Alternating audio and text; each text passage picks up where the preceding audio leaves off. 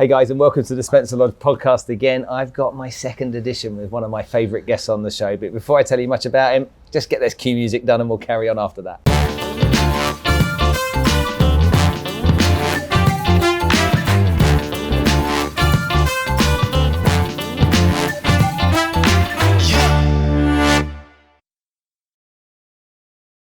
John, welcome back. Thanks, brother. It was kind of a strange meeting last time we had because we sat at the back of an event and we had a catch up and whatnot, but everyone seems to like it. Yeah. And here we are again at another event sat at the back. But look, mate, I got to know you a little bit when we first met, and since I've met you, I've watched what you've been up to. And not only are you out there on stage and teaching people so much about social media, you've gone and started this business and taken it to market, and you've become a PLC, and it's just like, this is big stuff, isn't it? Yeah, it's big stuff. Lots of us might be watching it from afar, but tell us about what happened. Tell us about how that journey started. So about 10 years ago, I was speaking in Singapore, and there was this guy who listed his company, and I spent a lot of time with him, and he's like, yo, you should list your company. I'm like, what do you mean list my company? Yeah, you should become a PLC. Why do you want to become a PLC? Oh, because you can raise money. Why do you want to raise money? Oh, you want to grow your business, right? I said, well, I'll just make sales. So I didn't understand the difference between scalability, profit, and valuation. And when I started to understand, oh my God, like if you want to grow a big company, you can't just be making profit. In fact, it's almost like if you have no profit and you're in losses, you're actually worth more. Like if you look at all these tech companies like Uber, like even Tesla, Tesla was losing money for a long time. The Amazons, the Facebook. So that whole journey started from just hanging around the right people who were doing the right things. And I just thought, okay, well, let's give this a shot. So I went home and told my business partner, and he started to explore it. And being so naive, oh yeah, we'll get our company listed in 3 months. So 4 years later, we finally listed. And that whole journey, I'm telling you, was so tough. Operating a company as a private company versus a public company is like worlds apart.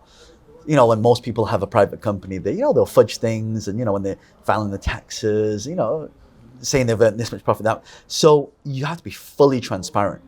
Auditing, you've got corporate governance, having a proper board of directors. I can't just make a decision now and go, oh yeah, let's just do this. It has to go through a board meeting. We need approval, votes, and like, oh, this is weird. So, but the good thing is it's fully transparent. You are what you say you are. And when you put your company out there, there's a lot more credibility, a lot more trust as well. So that's one of the reasons why we did it, because the industry that we're in, it's, people watching this, they know that sometimes this doesn't have a very good reputation. So we wanted to make it fully transparent and say, look, you know what? This is who we are. This is what we do. We're a PLC. So Wealth Dragons PLC, where did the name come from? Came from my business partner, actually, not myself. Yeah. I thought well done for giving him the plaudit for that. I thought it was a stupid name. It was like Wealth Dragons. Why don't we go Wealth Dragons? And he said, well, because we're Chinese, right? Like dragons. Duh. And it's like, because I wanted to be called Property Dragons. Because at the time, we were just investing in property. We were buying a lot of property. But now, obviously, we're not just in property. We're investing in property, in real estate, in online real estate, in tech, startups. So all these different things is now part of that whole circle. It's not now pigeonholed to one thing. Which now looking back, I'm like, thank God for that. Thank God for that, yeah absolutely. Yeah. So what exactly does Wealth Dragons do? Because I know you've created this platform, and when you were explaining it to me, I was like, well, hold on a minute, I've not even heard of anyone doing that before. Right. Tell me about it. So Wealth Dragons helps people monetize what they know. So they get paid for giving advice. So a lot of people always give advice to people for free. Why? Why not charge them for it? Right, so there are lots of people around the world, for example, we have people like a poker player on there, we have people that, do makeup on there, we have people that teach people about yoga. So anything that people are good at, you don't have to be the best at what you got to do. All you got to be is the best at just being authentic and putting out content. And so it's this freemium model. So you watch a lot of free content and people will pay for the advanced stuff. And so that's how we did it. Because what I realized, Spencer, is this: people are very good at what they do, but they suck at the technical stuff. It's like, I don't put a website, how the membership, this and that. So I thought, let's solve one of the biggest problems. You do what you're good at and let me handle all the tech stuff. So now in literally 15 minutes, in a few clicks, you can have your membership site that starts collecting recurring income.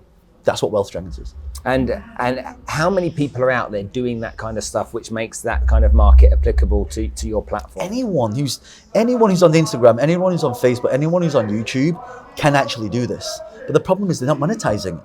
So why are you putting content out there and and you're not monetizing it? Does that make sense? Yeah, it does. Yeah, absolutely. Yeah. And so you're essentially taking the pain away and the stress away for a lot of people, because they can place it there, and you do a lot of the work. Yeah. Okay, so who doesn't it work for? It works for anyone and everyone. Really? For example, if you have a company right now and you do SOPs, when you hire people, you've got to train them up. But what if you've got an application membership site where you can go, okay, as soon as you come, you have to go through this, you download the app with the content, you go, okay, introduction, all of our products and services, our company mission. It's almost like a digital SOP.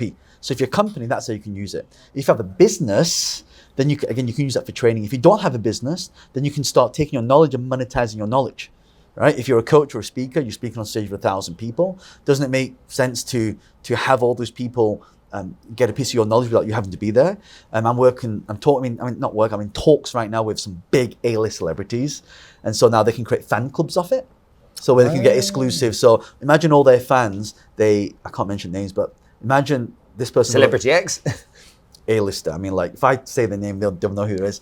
But they got over 100 million followers. Well, you're not even going to give us a clue. No, I can't right now. I can't. This is like super confidential stuff. Just a clue. So no, because you. Is it a man or a woman? He's very big. He's very he. big. Okay. Yes, so that's all I can say. Is he The Rock? That's all I can say, right? So imagine. You gave too much away. No, I can't say it. So imagine he's got all these followers, right? Yeah. And 1% of those people paying $5 a month, recurring. Yeah. It's a lot of money. He'd make more from that than this person would in films. Wow. So this is a game changer. And he makes a lot in films as well, doesn't he? He does. He does. But it's recurring. Yeah, no, he won't have to anymore. That's mad. If he doesn't want to. So how did that idea come? Because that must have come from... I'll tell you how we started. So I was in Monaco and I was doing a talk at I saw you at the awards. Influencer Awards, yeah. So I did a keynote there. You got the top 500 influencers in the world. Like each one got 5 million followers, 100 million followers. Like big. Supercar Blondie, all that kind of stuff. Yeah, all the big. So when I was there, so my name is John Lee, but there was another guy there called Lee John, right? So it's funny because when we arrived at the airport, we all had helicopters booked. So I showed up. I said, "Oh, you showed up early." Said, "What do you mean? It's John Lee." "Oh, okay, come." So I had my flight early. So when Lee John arrived, they thought that he'd arrived because our names sound similar. So we stayed at the same hotel, and he said, "You stole my ride." I said, "When did I steal your ride?" It's like, you took my helicopter. I said, "No, that was my time." "Oh, because I had to take the cab there." So what I realized that this guy is so. I mean, in the 80s, he was huge. So all these celebrities and pop stars, they have all these different fan bases, but they're not monetizing it. Like, you got to do it the new way, the 21st century way. Like, imagine right now, you got a famous pop star, and the famous pop star can record a video, and only you get to see it. Or when tickets come out, right, only you get the first refusal before it goes public to everybody else. And when you go to a concert, the first part of that, right at the front, so you got the VIPs, now right at the front, you'll have your fan club. So you can apply for celebrities and pop stars for that. So we've created this, the IP, the technology is scalable into any market. That's the beauty. That's mega. Thank you. So you're on a plane every other day of the week. Every time I see you post, it's like, he's on a plane again, and then I see you coming into Dubai. You're into Dubai, I'm into Dubai for a few hours, and I'm out again. Yeah. How does your family cope with you being on the road as much as you are? So my family travel with me when I go for more than 2 weeks. But if it's just kind of like a week here or like a day here, I just fly in and out. So I'll take the last flight in and the earliest flight out. So, now So you're basically you're trying to balance it all out by keeping them with you as much as you can. Yes. All right, and you teach people how to use social media. You've got a gazillion followers yourself. Mm-hmm. Obviously, you worked hard to get that. It wasn't easy. Yes. A lot of people out there would love to have that kind of audience and that kind of penetration, and all want to know what the secret is, don't they? They all, but as I've watched you on stage and deliver your training, okay, I've seen that it's not like a one-hit show here. Right. There's a lot of hard work that goes into it. What are the 3 biggest mistakes you think that people make on social? Yeah, selling stuff all the time. Don't sell stuff on your social media. Yeah. Right. Second thing is that they're not producing enough content. Right. So if there's no content, how are you going to put your stuff out there? You've always got to start focusing on all the content you want to post. And the third thing, I think the biggest mistake is they're too consumed about themselves on what they think. So it's always about Are you? Another time, hey, brother. You can't believe you're coming to me next. You're coming to join us. That's the first. Ty Lopez. Okay, say the third one, because I didn't hear the third one. So the third one is they're so consumed about what they want to do that they don't focus on what the audience wants. So, I don't know if I should post that in case they think this. Or, like for example, should I post my kids on there? Should I post my personal stuff? But no one cares about that. You don't know until you post it. Good point. Right? And that's the key. How do you know what works if you don't even try it? Yeah. Like for example, do you know one of the craziest posts? I'm going to show you this. So one of the craziest posts, and I'm a huge geek, so anyone watching this, you know that John Lee loves the Avengers. Right? I do know that. Right? So you see this post here? Yeah. I don't know if you can see this. But this post has had 85,000 likes, right? If I do the insights, it's reached 679,000 people. It's been saved 1.4 million times. But check this out. If I do who liked it, so that was a picture of Thanos from anyone who's Avengers, they'll see this. But actually, the main actor, Josh Brolin, actually liked the post. Cool. Right? So I would never have thought that would have got so much engagement and so much celebrity attraction. And they put another one up as well. Look at this. This post here. I've seen that post. 1.4 million. Wow. Right? So I'm like, who would have thought that would have created so much, And so, but if you look at here, like this one I put up yesterday, this is Martin, my video guy. This has had I've seen that. 200,000 views, and it's 3 days ago. But the craziest one, I put three words, we are hiring, right? And it's had 5,500 comments. Wow. For the word we are hiring.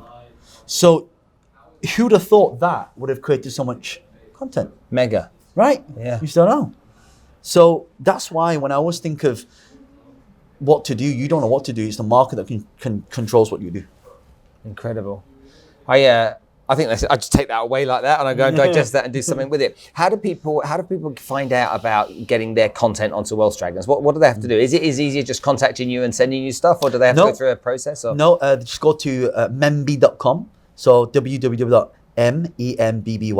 Memby. It's like membership sites. Yeah. So it's instant membership site. So Memby is actually powered by Wealth Dragons. So that technology can work for celebrities. It can work for expert speakers, trainers. It can work for people that want to do SOPs and all that sort of stuff. So, yeah. Awesome. Well, I wish you continued success with it. I mean, you're just like this bundle of energy. Every time I see you, you're always kind and courteous, and you always bring a little bit of something to me that lifts me a little bit. When I've been following your stuff. So actually, when we met, I think I checked your Insta out. You're on like 21,000, and now you've come to some of the programs, you've implemented it, and now I noticed your content level's gone up. Now you're over 30,000. Yeah. And it'll be 50,000. So you're going to see that curve that goes like that. So just by applying the stuff that I shared in the last interview, because I think you asked the same questions, and I can see you doing it now.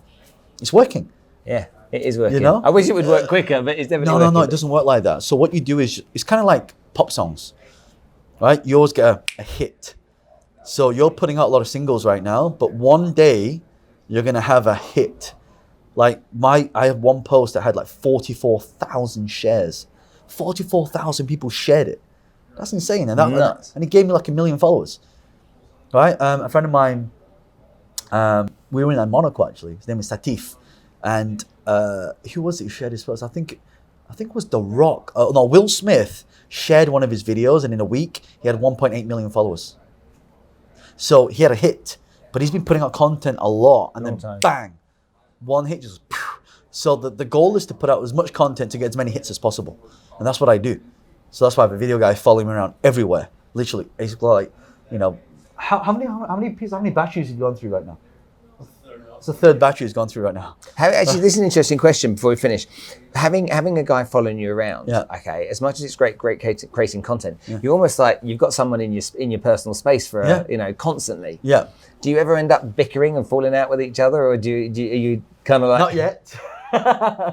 That's something I worry about. It's almost like sometimes I kind of like my own private space, and I know that doesn't really help with business. But having someone following you around all the time, just something for me. But those are the parts that go viral, right? The vlog style. No, I mean, like if you're having a break and someone does something. Oh, the fallout. Like the fallouts. That's what it's real, right? It's what happens in life. So you should put that stuff on there. Because the person that films me, Alicia, she's a right pain in the bum. She's just like constantly driving me mad. She's moaning at me. She's bossing me around. Film it. In fact, get someone to film you two. Right? She's like, no, never.